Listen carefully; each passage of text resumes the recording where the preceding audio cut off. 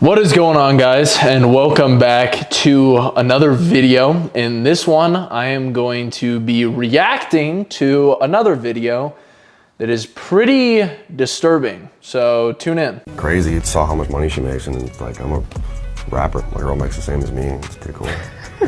Can't complain. So you fully support it? Yeah, I was curious about how it all went down. I never looked at it, and she was showing me what she does, and it's kind of cool. I'm impressed. Thanks. She got like a personality. She didn't want him in my room, and I got to watch that, and it was cool. I was turned on, yeah. Did a good job. Crazy. All right, so I'll give you guys a little bit of a context to this video. The guy on the right is Young Gravy, who is a popular rapper. And then sitting on his left is his girlfriend, who runs an OnlyFans account. She is essentially a prostitute online. She does sex work. She sells her body. And in return, she makes hundreds of thousands, if not millions of dollars, doing this every single month. And this video was sent to me by a fan because they wanted me to look at what was going on in the comments section. So you hear this video where Young Gravy is talking about their relationship. He's talking about his feelings on his girlfriend's line of work. And he basically says, it doesn't faze me at all. Like, it's awesome that she's able to make all of this money. She even did her OnlyFans thing once in our room, and he liked it. He was turned on by it. I assume that he is referring to her having intercourse with another man while they're in a relationship for her OnlyFans to make money. So he's totally fine with it. She laughs. She thinks it's funny. And we go to the comment section. And this is what it looks like. The first comment, 10,000 likes. This is what non-toxic masculinity looks like. Another comment, secure is greater than insecure, implying that Young Gravy is secure in who he is as a man, and that this is true masculinity, letting your woman prostitute herself online in front of millions of people and even get banged by other men. And that's security. It would be toxically masculine otherwise. It would show insecurity. And when I react to things along these lines, a lot of people will say, well, why do you talk about this? All right? It's their relationship. Why do you have an opinion on it? Why does your opinion matter? Well, here's the deal.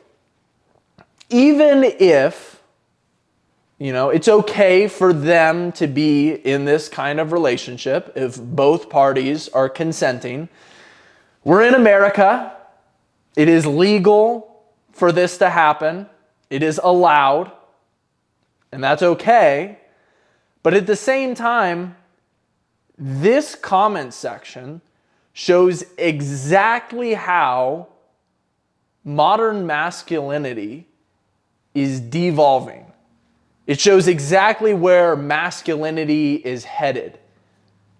Girls have this idea in their head that if men aren't willing to share a woman, or if a man cares about a woman's body count, or if a man has any sort of boundaries, that he is insecure in who he is and that he is toxically masculine. The point here is to show that passivity is ultimately losing us the battle. We have men out here who are absolute clowns, who enjoy watching their girlfriends be exploited by other men sexually, and these men are being pedestalized along with the women who are prostituting themselves. And meanwhile, we're just supposed to sit back and think, oh, don't judge them. If we don't draw our line in the sand, if we don't stick to our values, our principles, and our morals and seek to uphold them in society, the goalpost just is going to keep moving. By this definition of toxic masculinity, you might as well call me Chernobyl, because I'm extremely toxically masculine.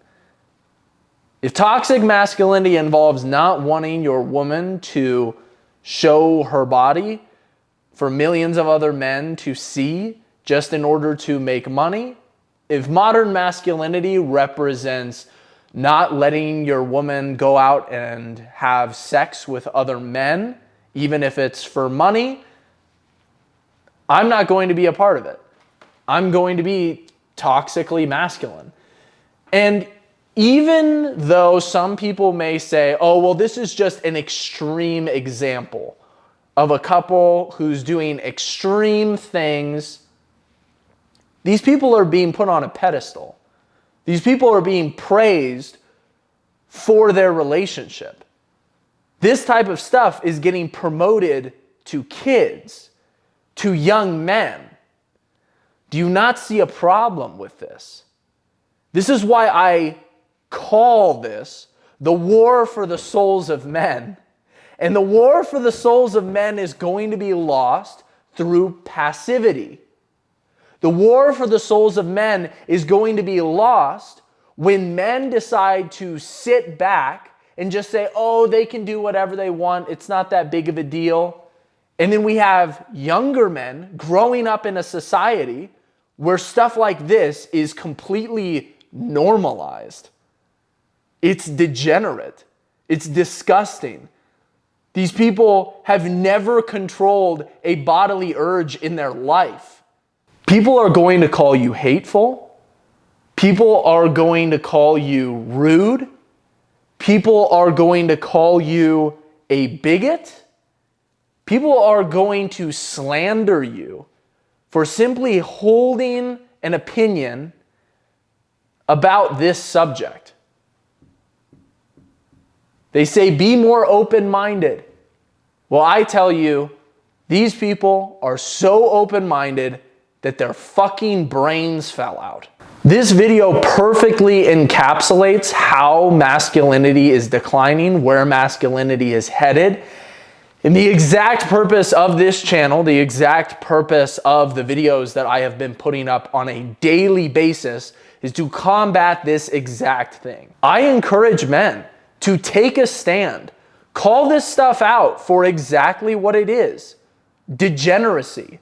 It's not up to you to get these people to stop being degenerate, but it's up to you to stand true to your values, to not just get washed away trying to be nice to everybody, to not get washed away trying to include everybody in your point of view, to be all inclusive, to not piss anybody off. Because when morals start looking as messed up as that, you need to start pissing some people off. In fact, you should be pissing some people off with your opinions. The very reason why this is happening is because it's been accepted for far too long. People have been given way too much leeway in terms of what is tolerated in society and what is considered good and moral. The ground is not lost a mile at a time. The ground is lost slowly, inch by inch. And yet you look up 10 years later and you're like, where the hell did we go? Where the hell did all of this come from? How the hell is this acceptable? So stand firm, fight the small battles, stay true to your values, hold on to them. They're called values for a reason. They're incredibly valuable. Don't let them go. Hang on to them even if it means blood drips from your hands. And don't be scared to be vocal about your opinions on subjects like this. People are going to judge you. People are going to disagree. So what? Start becoming a disappointment to the people that you should be a disappointment to. Hope you guys enjoyed this video. Drop a like on it. Subscribe possibly. A comment down below. And I will see you guys all in the next one. Peace.